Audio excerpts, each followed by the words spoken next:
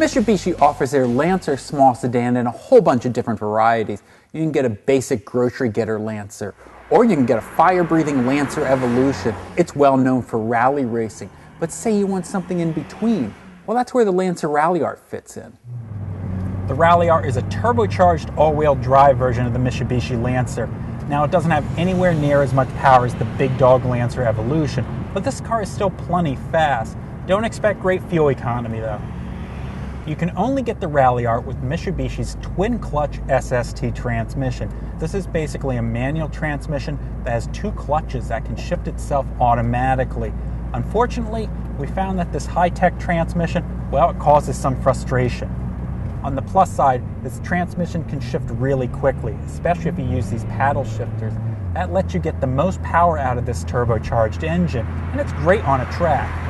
The problem shows up when you're not driving the Ralliart at the track. Even in its normal shift mode, the transmission still shifts rather aggressively. At low parking lot speeds, it's uneven, the car surges. All in all, we wish Mitsubishi would offer this car with a manual transmission and a normal clutch pedal, but they just don't do that.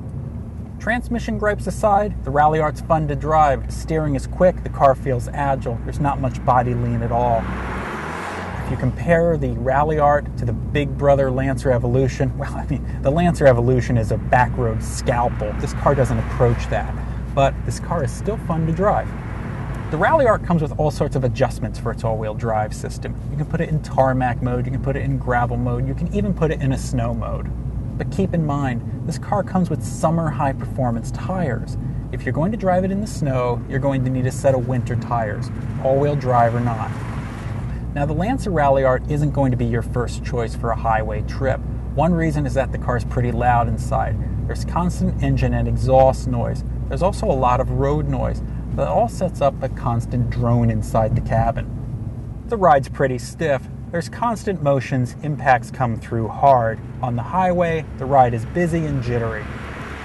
Inside the Lancer Ralliart, controls are pretty simple. The climate controls, big easy knobs. The radio's mounted up high in the dash, although some of its knobs, they're a bit small.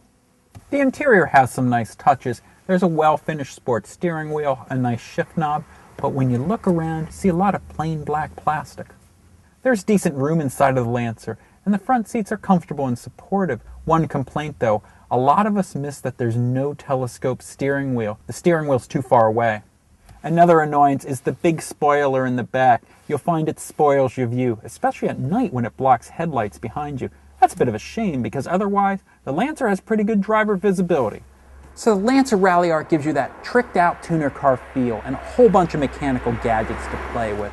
Plus, it's quick and it's agile, but the transmission's annoying, and there's cheaper competition that's easier to live with and just as fun.